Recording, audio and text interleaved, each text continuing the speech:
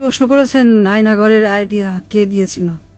হ্যাঁ, আইডিয়াটা দিয়েছিল আমার বিআই তারেক সিদ্দিকী। অবাক হয়েছেন? আমিও অবাক হয়েছি এই ভিডিওটি দেখার পর, যেখানে শেখ হাসিনা নিজে অকপটে সব কিছু স্বীকার করতেছে। তিনি কার পরামর্শে আয়নাঘর বানালেন, আয়নাঘরে কি করা হতো, কেন বানাইছেন, কয়টা বানাইছেন, অনেক কিছু কথা তিনি বলে দিয়েছেন। যে সত্যগুলো আমরা শেখ হাসিনার মুখ থেকে শুনতে চাই সেই কথাগুলোই তিনি বলে দিয়েছেন। কিন্তু ইন্টারেস্টিং একটা ব্যাপার আছে, যেটা একটু পরে বলতেছি। প্রিয় দর্শক মণ্ডলী, মানুষ যখন বিপদে পড়ে চতুর্দিক থেকেই বিপদ তাকে ঘিরে নেয়। দেখেন, দুদিন আগেও শেখ হাসিনাকে ভারত প্রোটোকল দিচ্ছিল এবং ভারতের সব গণমাধ্যম একাধারে শেখ হাসিনাকে ফেরেস্তা বলে দাবি করে আসছিল যে শেখ হাসিনার কোনো দোষ নাই। কিন্তু বর্তমান চিত্রটা ভিন্ন। সাংবাদিক সহ বিভিন্ন বড় বড় মিডিয়াগুলো এখন শেখ হাসিনাকে বোঝা মনে করতেছে। এর মূল কারণ কি জানেন? জাতিসংঘের একটা প্রতিবেদন, যেখানে শেখ হাসিনার গুম খুন একদম নির্বিচার সব কিছু সত্যতা উঠে আসছে। এত সহজ মনে করেন না, এখন শেখ হাসিনারে ভারত রাখতেও পারতেছে না। এইদিকে নরেন্দ্র মোদী সাহেব এত পাওয়ারফুল, এত ক্ষমতাশীল, কিন্তু সে যে অপমান হয়েছে ফ্রান্সের প্রেসিডেন্টের সেখানে গিয়া, এটা আপনারা সবাই দেখছেন। তো মোদির তলানিতেই তো তেল নাই, তো শেখ হাসিনারে কেমনে তেল দিয়ে রাখবে? তো সব মিলায়া অবস্থা খুবই ভয়াবহ হাসিনা আপার জন্য।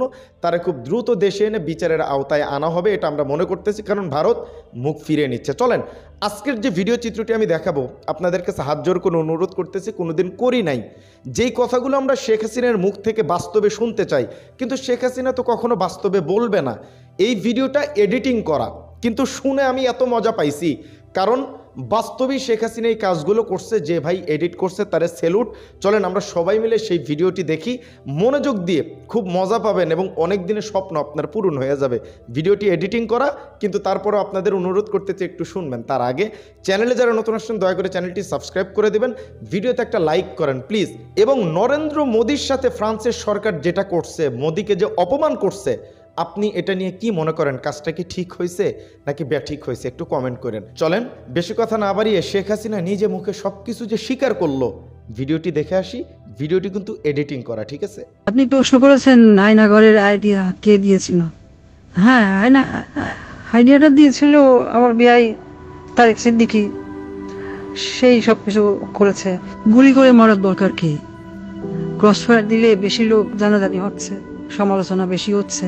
সেদিন থেকে শুরু হলো এই নতুন পরীক্ষামূলক পরিকল্পনা। একটা ছোট্ট ঘর, 3.5 বাই 3 ফিট বাই 3.5 ফিট, ওইখানে নিজের কোথাও ভালোভাবে শোনা যায় না। হ্যাঁ, আমরা প্রথমে কিছু বিরোধী নেতাকে তুলে আনলাম, এই বিএনপি, জামাত, ছাত্র শিবির, ছাত্রদল, কিছু সাংবাদিক, ওদের রাখা হলো সেই আয়নার ঘরে। প্রথমে কয়েকদিন ওরা দেয়ালে ঘুষি মারতো, আমাকে ভিডিও কলে দেখানো হলো, ভিডিওতে আমাকে দেখানো হলো ওরা দেয়ালে ঘুষি মারতো, দোল্লা ঠেলে বেরোনোর চেষ্টা করছে। তারপর কিছুদিন দেখি শুধু উপরের দিকে তাকিয়ে থাকে। তারপর এক সময় ক্লান্ত হয়ে শুধু উপরের দিকে তাকিয়ে থাকতো। প্রথম কিছুদিন কেউ বুঝতে পারতো না কতটা সময় গেছে, কয়দিন তাদের আটকটা হয়েছে। খাবার অনেক কম দেওয়া হতো, খাবার কম দিতে বলতাম, পানিও খুব সীমিত। কেউ কেউ নিজের আয়নায় নিজের প্রতিবিম্বকে দেখে সূত্র মনে করত, নিজেকেই আক্রমণ করা শুরু করলো। নিজের দেয়ালে নিজের হাত দিয়ে ঘুষি মারলো, হাত রক্তাক্ত করলো। আমার সবচেয়ে সুন্দর দৃশ্য ছিল যখন একজন সাংবাদিক, কি যেন ওর নাম, হ্যাঁ মাসুদ, নিজের নখ দিয়ে নিজের মুখের চামড়া ছিঁড়ে ফেলা চিৎকার করছে। আমার পছন্দ হলো। সারা দেশে আরো বেশ কিছু এরকম আয়নাঘর বানালাম। যুদ্ধপরাধী রাজাকার ছেলে মেয়েদের সেখানে বন্দি করতে বললাম। মাঝে মাঝে 2-1জনকে ছেড়েও দিতাম, ফিরে এসে কেউ কিছুই বলতো না, ওইভাবে বলে দিয়েছিলাম যেন কেউ মুখ না খোলে। ব্যাস, সাপও মরলো না, লাঠিও ভাঙলো না। মানুষ ভাবলো যান বাঁচাতে স্বেচ্ছায় আত্মগোপন করেছিল, কিন্তু আমার আসল শক্তি ছিল প্রচারণায়। আমার দলের নেতাকর্মীরা তারাও এই ব্যাপারটা বিশ্বাস করতে পারে। সত্যকে আমরা এমন ভাবে ধামা চাপা দিয়েছি, কেউ বিশ্বাসই করতে পারছে না আয়নাঘর আসলে ঘর বলতে সত্যি কিছু ছিল।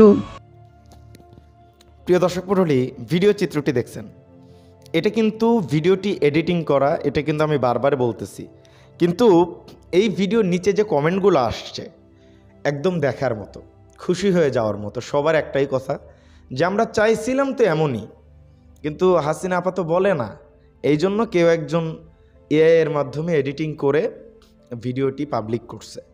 তো আমি ভাবলাম যে এই ভিডিওটি আপনাদের দেখায় যে শেখ হাসিনা যখন নিজের ভুল এবং নিজের কার্যক্রমগুলো বলবে তখন সেম এরকমই লাগবে, বুঝছেন? আর এই যে অপরাধগুলো, যতই আপনি অপরাধ করে লুকানোর চেষ্টা করেন, এটা বের হয়ে আসবে।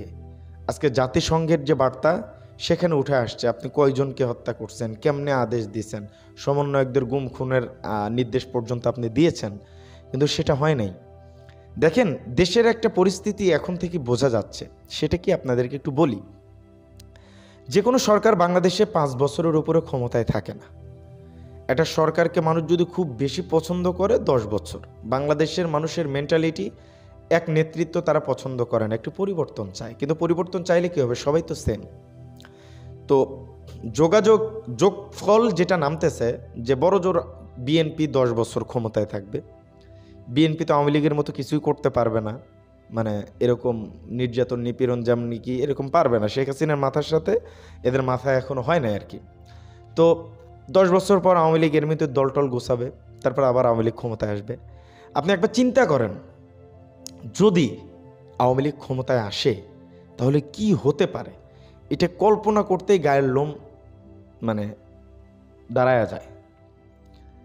একে একে ধরবে, গুম খুন আবার শুরু হয়ে যাবে, কোনো মানে দেখা দেখি নেই, কিচ্ছু করবে না। এর আগে তো গোপনে করতো, ওপেনে করবে, এর মধ্যে কোনো ভুল নাই। এবং পুলিশ প্রশাসন তাদের আন্ডারেই কাজ করবে। এটা বেনজির সাহেবের কথা শুনলেই কিন্তু বোঝা যায়, এবং কার্যক্রমগুলোও দেখেও আপনারা বুঝতেছেন। এটা নতুন করে আসলে বলার কিছু নেই, বুঝেন নাই? তো যাই হোক, শেষ পর্যন্ত কি হবে জানেন?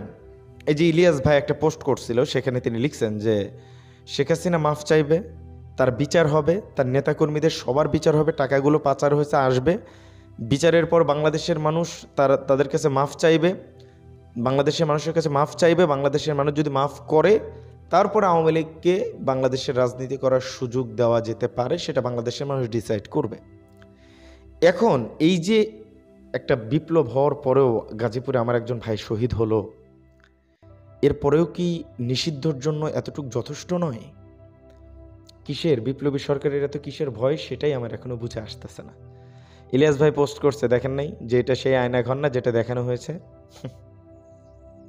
অনেক আগেই আমি বলছিলাম, আমি এলোমেলো কথা বলি না, বুঝছেন? অনেক দিন যাবতীয় নিউজ করি, তো কিছু হলেও তো বুঝি না যে এরকম তো কিছু না। তো যাই হোক, শেখ হাসিনার এডিটিং ভিডিওটি আপনাদের কেমন লাগছে অবশ্যই কমেন্ট করে জানাবেন। আজকের ভিডিও ছিল এ পর্যন্তই, দেখা হচ্ছে পরবর্তী অন্য কোনো ভিডিওতে। সে পর্যন্ত সকলে ভালো থাকবেন, সুস্থ থাকবেন। আসসালামু আলাইকুম রহমতুল্লাহি ওয়া বারাকাতুহু।